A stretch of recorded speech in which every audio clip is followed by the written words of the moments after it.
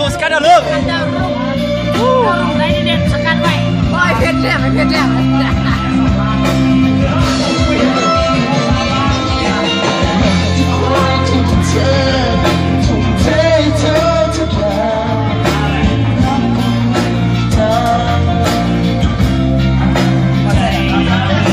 ก็เธอมีรักมากมาย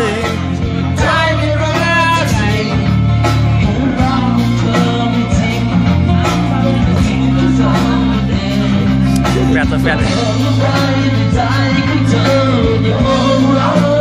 โบเห็นโบกินเลยเนาะโบเห็นเลยเนาะว่าเป็นอะไรกัน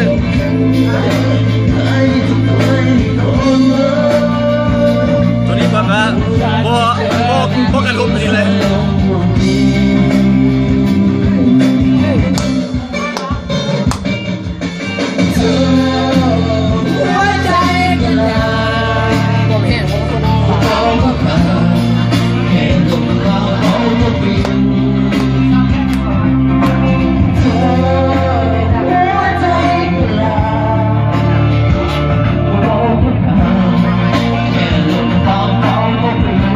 กล้อง